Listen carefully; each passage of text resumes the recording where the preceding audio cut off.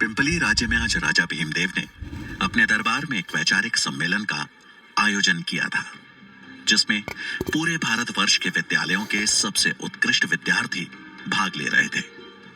भाग ले रहे सभी छात्रों के लिए दान दक्षिणा थी और जीतने वाले उम्मीदवार के लिए थी राजा के मंत्रिमंडल में मंत्री पद की कुर्सी। इस सम्मेलन में तक्षशिला का प्रतिनिधित्व कर रहे थे वहां के सबसे होनहार छात्र चाणक्य।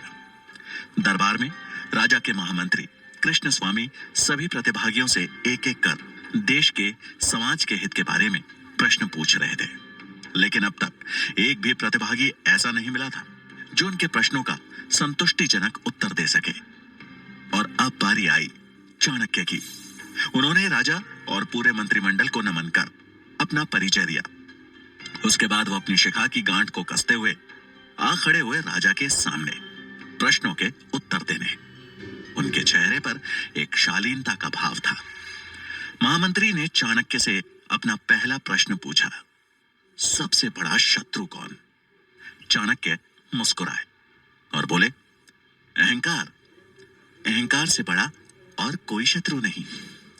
वहां बैठे मंत्रीगणों ने चाणक्य की प्रशंसा की। कृष्ण स्वामी ने अगला प्रश्न पूछा, सबसे बड़ा धन क्या है? चाणक्य बोले, विद्या। विद्या ही सबसे बड़ा और अनमोल धन है।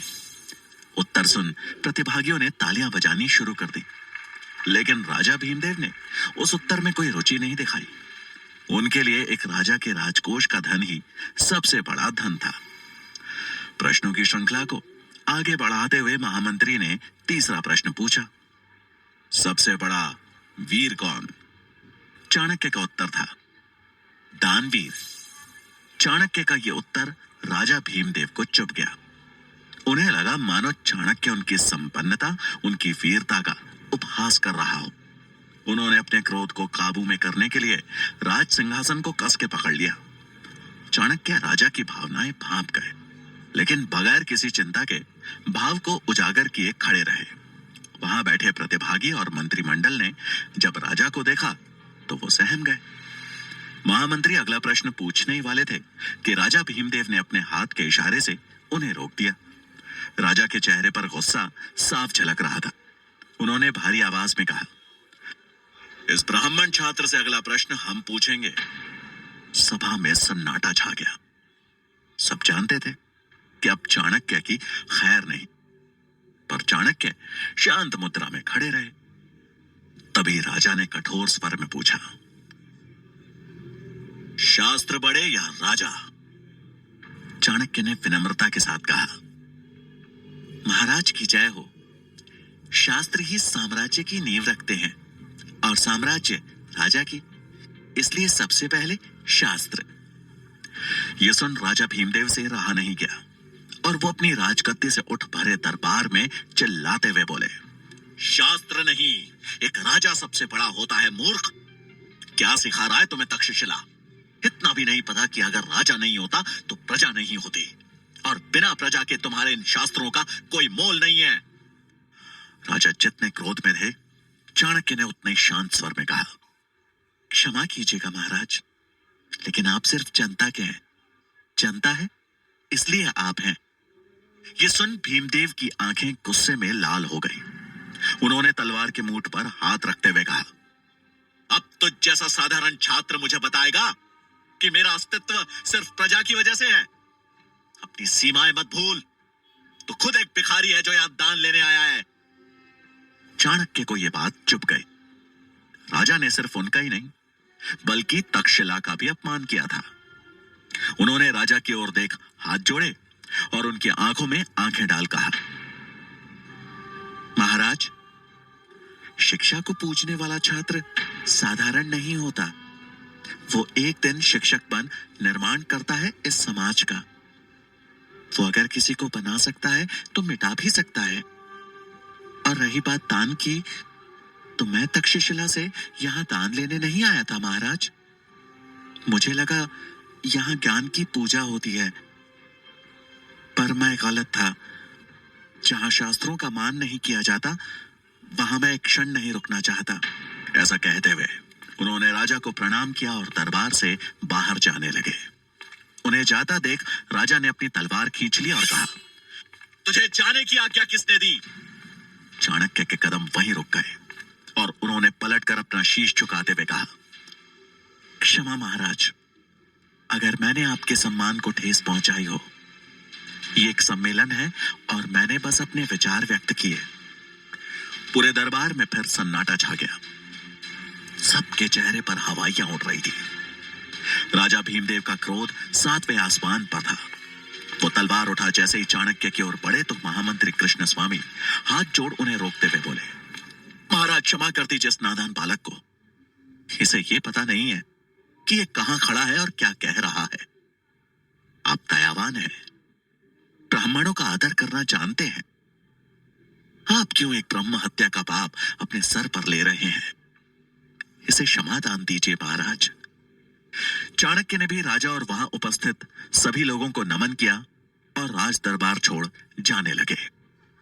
उन्होंने जैसे ही मुख्य द्वार की ओर अपने कदम बढ़ाए, महामंत्री ने पीछे से व्यंग करते हुए कहा, एक बात और गांठ बांध लो।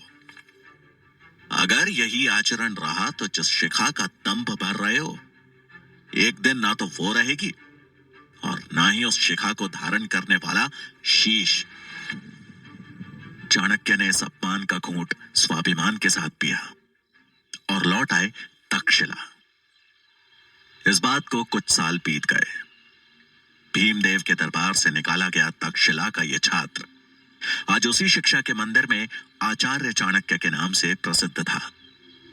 आज चाणक्य अपने शिष्यों को राजनीति के बारे में पढ़ा रहे थे कि तभी एक विद्यार्थी ने साहस जुटाते हुए उनसे पूछा, आचार्य, आपको उस दिन राजा भीमदेव से डर नहीं लगा? उनके हाथ में तलवार, दरबार में सैनिक थे, लेकिन आप तो निहत्थे थे। चाणक्य मुस्कुराए और बोले, निहत्था कहां था? था ना मेरे पास मेरा सबसे बड़ा शस्त्र। ये सुन वहां बैठे शिष्य एक दूसरे का मुंह ताकने लगे। चाणक्य ने उनकी विडंबना भांप ली। बोले, बुद्धि, यही मेरा शस्त्र था और है।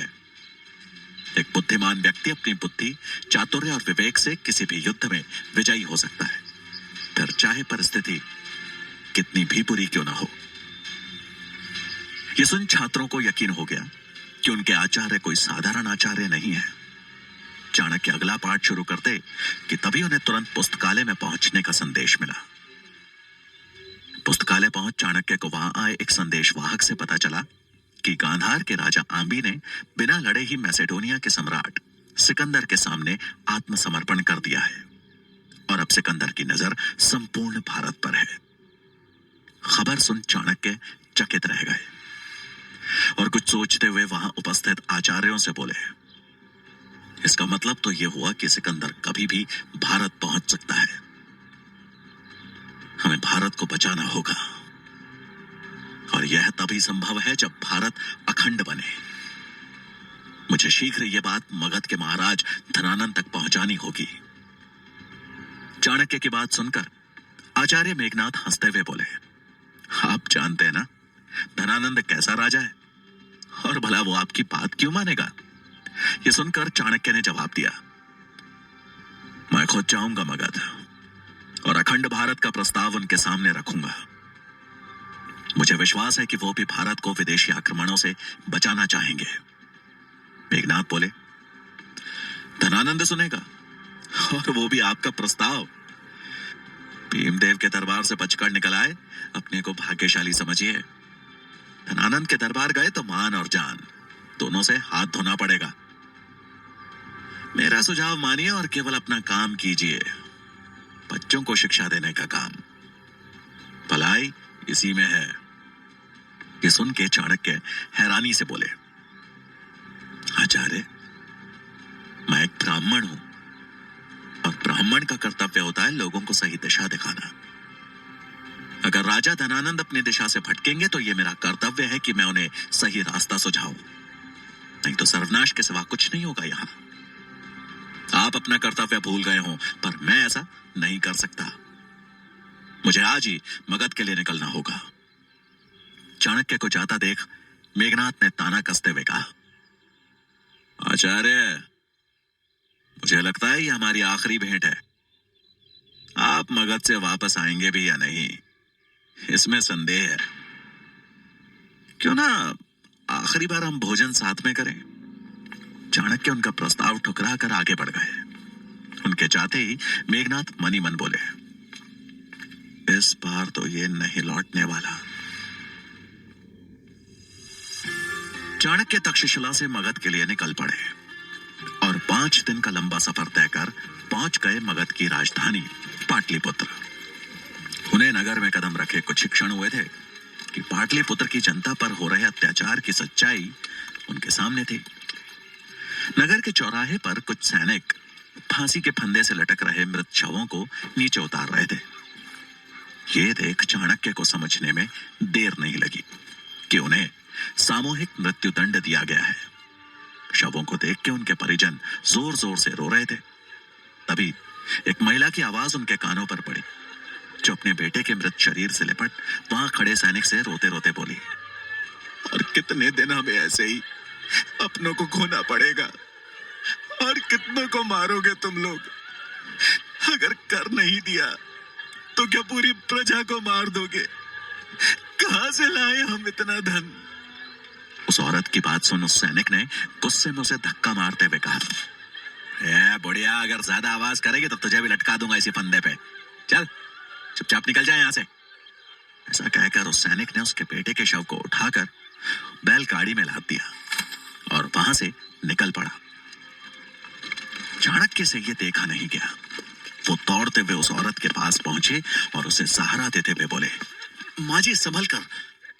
ऐसा कहकर उन्होंने उस रोती हुई बूढ़ी महिला को एक पेड़ के नीचे बैठाया और बोले, माँ, मैं आपका दुख तो कम नहीं कर सकता और ना ही मैं आपका पुत्र आपको लौटा सकता हूं,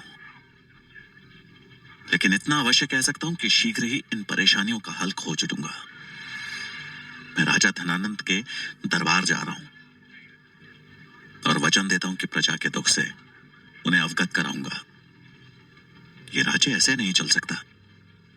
उन्हें इस समस्या का समाधान करना ही होगा।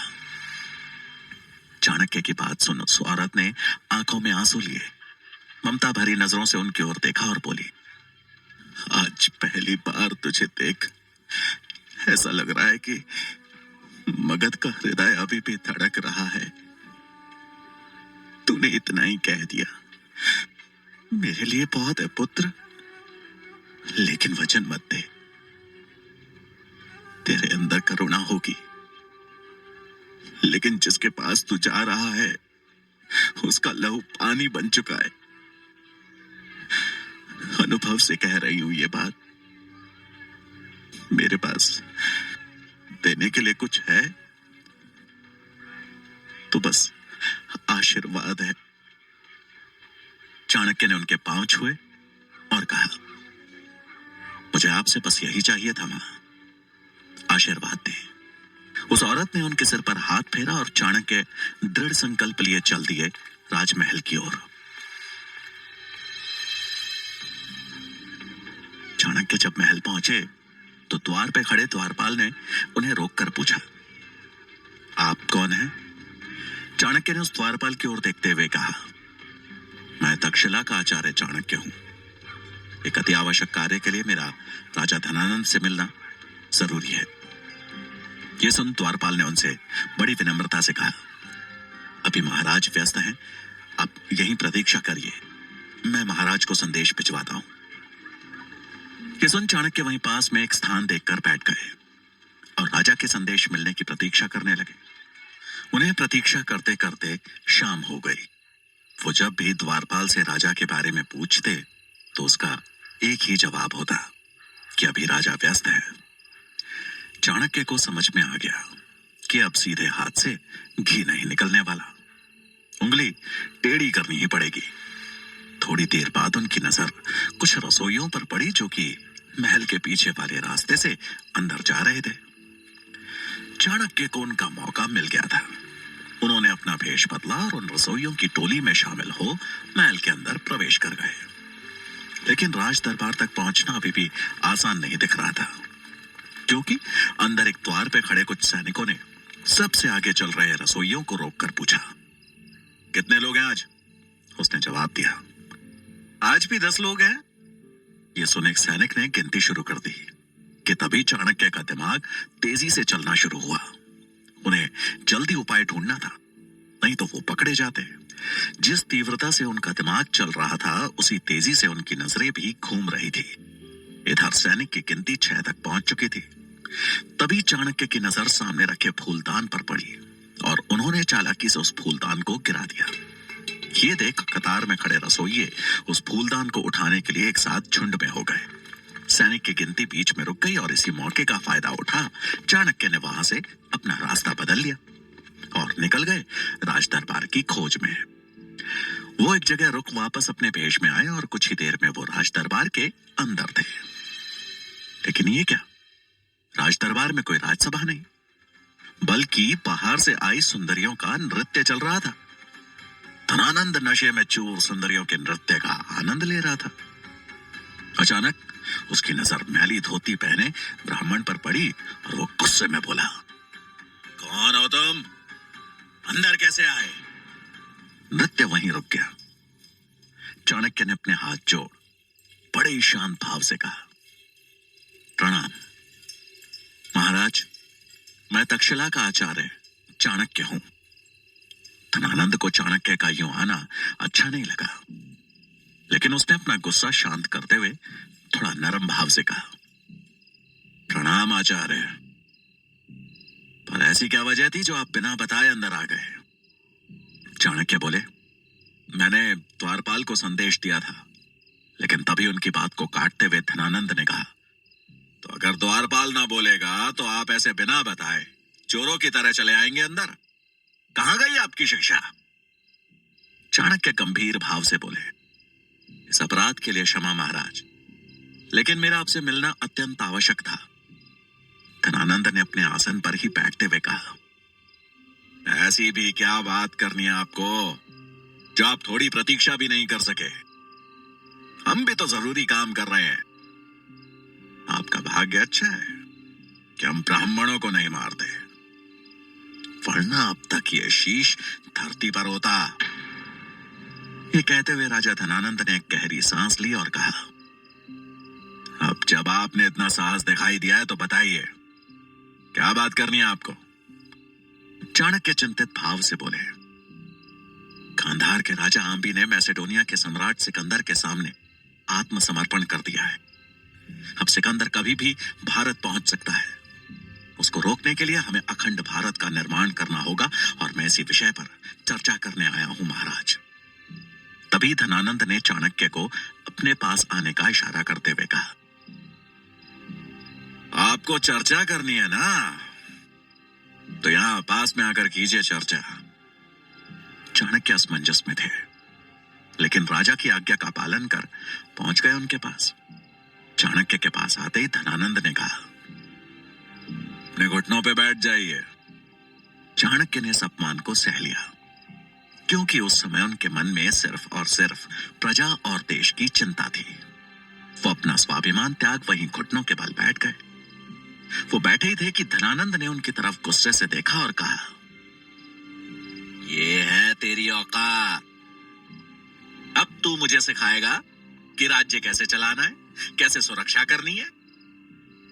अब तू बताएगा मुझे कि अपने राज्य का विस्तार कैसे करना है? तो कौड़ी का शिक्षक है तू, चुपचाप अपना काम कर। युद्ध के बारे में सोचना और लड़ने का काम हमारा है, समझा? ये सुनते ही चाणक्य बोले, क्षमा महाराज, मेरी शिक्षा ने मुझे यही सीख दी थी कि ये राज्य जितना आपका है उतना ही हम सबका। मैं तो अपना कर्तव्य समझ आपसे मदद मांगने आया था। केवल आप ही हैं जो सिकंदर को रोकने का सामर्थ्य रखते हैं। धनानंद गुस्से में खड़ा होकर गरजा, हमें अपने सामर्थ्य का ज्ञान है और जब सिकंदर मगध पर आक्रमण की सोचेगा तो हम उससे निपट लेंगे। सीमा सुरक्षा राजा का नहीं, सैनिक का कार्य है। अब इससे पहले कि हम भूल जाएं कि तुम एक ब्राह्मण हो, जिस गति से आए थे उसी गति से बाहर निकल जाओ। चाणक्य ये अपमान सह नहीं पाए। और धनानंद की आंखों में आंखें डालकर बोले, निकल जाऊंगा महाराज, परंतु अगर आप अपना कर्तव्य निभा रहे होते तो एक ब्राह्मण को तक्षशिला से चलकर यहां आना ही नहीं पड़ता। राजा का कर्तव्य दुर्बलों की रक्षा करना है, ना कि उन पर अत्याचार करना। और मगध की दशा देख मुझे इतना आभास तो हो गया है कि हम शीघ्र ही संपूर्ण भारत सिकंदर को भेंट स्वरूप दे बैठेंगे। यह सुनते ही धनानंद का पारा आसमान चढ़ गया और उसने चाणक्य को जोर से लात मार के नीचे गिरा दिया और सैनिकों को आवाज लगाते हुए कहा, ब्राह्मणों का मान सम्मान इस चोटी में होता है ना? इस दरिद्र ब्राह्मण को इसकी चोटी से खींचते हुए बाहर ले जाओ। सैनिकों ने तुरंत आज्ञा का पालन किया और चाणक्य को चोटी से खींचते हुए द्वार की तरफ ले जाने लगे। द्वार तक पहुंचने से पहले ही चाणक्य ने उन सबको एक जोर का धक्का दिया, जिससे वो सैनिक लड़खड़ाकर गिर गए। अब चाणक्य ने अपनी शिखा खोलनी शुरू की और गुस्से में उबलते हुए धनानंद की तरफ बढ़ते हुए गर्जना की, धनानंद, मुझसे भूल हो गई कि मैं तो जैसे पापी से ये उम्मीद लगा बैठा कि तू बचाएगा इस देश को। एक शिक्षक का, एक ब्राह्मण की शिखा का अपमान किया है तूने, तो इस शिखा की सौगंध मैं चाणक्य पुत्र चाणक्य, तक्षशिला का आचार्य, आज ये प्रण लेता हूं कि जब तक तेरा और तेरे इस नंद वंश का सर्वनाश कर मगध की राजगद्दी पे एक योग्य राजा ना बिठा दूं, मैं ये शिखा नहीं बांधूंगा। ये बोल चाणक्य वहां से तेजी से निकल गए। धनानंद उनकी बात सुन गुस्से से लाल हो गया और उसने अपने सैनिकों को आदेश दिया, अगर ये ब्राह्मण फिर से इस राज्य के आसपास भी दिखा तो इसका सर कलम करके बीच बाजार में लटका देना। धनानंद से मिले अपमान के बाद चाणक्य ने उसे दिन मगध छोड़ दिया और अब उनके जीवन का लक्ष्य था एक अच्छे राजा का चुनाव करना, जो दयालु हो, पराक्रमी हो, जो प्रजा के हित के बारे में सोचे और एक अखंड भारत का निर्माण करे। तक्षशिला की तरफ बढ़ते हुए जब वो जंगल से होकर जाने वाले मार्ग पर चल रहे थे तो उनकी नजर उसी मार्ग पर आगे चल रहे एक 14 साल के बच्चे पर गई। वो बच्चा अकेला था, दिखने में पतला था लेकिन उसका शरीर फुर्तीला था।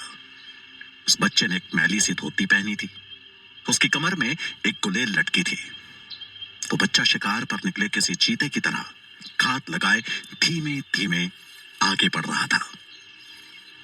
उसे देख चाणक्य को उत्सुकता हुई और उन्होंने मनी मन कहा, ये बच्चा सुनसान जंगल में क्या कर रहा है? अब चाणक्य भी धीमे पांव उस बच्चे के पीछे पीछे चलने लगे। तभी उन्होंने देखा कि वो लड़का 2 लोगों का पीछा कर रहा है। कुछ दूर पीछे चलने के बाद चाणक्य ने देखा कि वो बालक जिन 2 लोगों का पीछा कर रहा है वो भी एक अकेले चल रहे यात्री का पीछा कर रहे हैं। ये देख चाणक्य को समझने में देर नहीं लगी कि वो दोनों लोग लुटेरे थे और अपने आगे चल रहे यात्री को लूटने की मंशा से उसका पीछा कर रहे थे।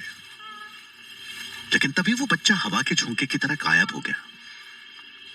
ये देख चाणक्य अचंभित हुए और इससे पहले कि वो कुछ समझ पाते उन लुटेरों ने अपनी कमर से कटार निकालते हुए उस आदमी पे हमला कर दिया। चाणक्य उन लुटेरों को रोकने के लिए आगे बढ़े थे कि तभी उन लुटेरों पे किसी ने गुलेल से हमला किया और वो तुरंत ही जमीन पे गिरकर मूर्छित हो गए। हैरान हो चाणक्य ने जब नजर दौड़ाई तो सामने पेड़ पे बैठा वो बालक दिखा, उसके हाथ में गुलेल दिखी। छलांग मारकर वो बालक पेड़ से नीचे उतरा और उस यात्री के पास पहुंचकर बोला, आप ठीक तो हैं? आपको चोट तो नहीं आई? वो आदमी अपने सामने खड़े इतने छोटे बच्चे की बहादुरी देख अचंभित था। उसने उस बच्चे का धन्यवाद करते हुए कहा, तुमने मुझे सही समय पर इनसे बचा लिया, नहीं तो आज मेरी जान ही चली जाती।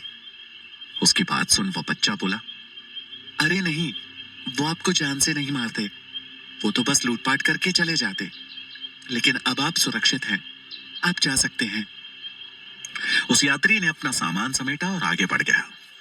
चाणक्य वहीं खड़े हो सब देख और सुन रहे थे और फिर उनकी नजर उन लुटेरों पे गई जो अभी भी जमीन पर मूर्छित पड़े थे। बच्चे की नजर जब चाणक्य से मिली तो उसने उनके चेहरे के भाव को पढ़ते हुए तुरंत कहा, आप चिंता मत कीजिए, इन्हें कुछ नहीं हुआ है। थोड़े समय बाद ये उठ जाएंगे, पर तब तक वो यात्री दूर पहुंच चुका होगा। ये बोलकर वो बच्चा जाने लगा तो चाणक्य ने उससे पूछा, तुम्हें कैसे पता कि इन्हें कुछ नहीं हुआ? बच्चा बोला, क्योंकि मैंने उन्हें ऐसी जगह मारा है जिससे वो सिर्फ मूर्छित हुए हैं, उनको कहीं चोट नहीं लगी है। उसने फिर उन लुटेरों की तरफ देखते हुए कहा, ये लोग भी विवश हैं, पर इसका मतलब ये तो नहीं कि चोरी करें। मेरे लिए वो यात्री और ये दोनों समान हैं। चाणक्य उस छोटे से बच्चे की बात सुन के मंत्रमुग्ध हो गए और बोले, क्या नाम है तुम्हारा? बच्चे ने उत्तर दिया, चंद्रगुप्त। चाणक्य ने बच्चे के सिर पे हाथ रखा और मन ही मन बोले, मगध का भविष्य दिख रहा है मुझे। एक राजा में दया और वीरता का संतुलन होना चाहिए। मनुष्य को उसकी प्रकृति के अनुसार पहचानने की नजर होनी चाहिए, तभी वो न्याय कर सकने में सक्षम होता है। धनानंद, तू राजा का कर्तव्य ही नहीं भूला, बल्कि अपने अहंकार में मगध की मिट्टी को भी कलंकित कर चुका है। लेकिन आज और अभी से इस कलंक को मिटाने की प्रक्रिया शुरू हो चुकी है। अब समय नहीं है तेरे पास धनानंद। बहुत जल्द तेरा लहू संचित करेगा मगध की पावन भूमि को। मेरी खोज आज पूरी हो गई है। मिल गया है मुझे मगध सम्राट। मगध की राजगद्दी पर अब चंद्रगुप्त बैठेगा और उसे इस राजगद्दी तक पहुंचाऊंगा मैं।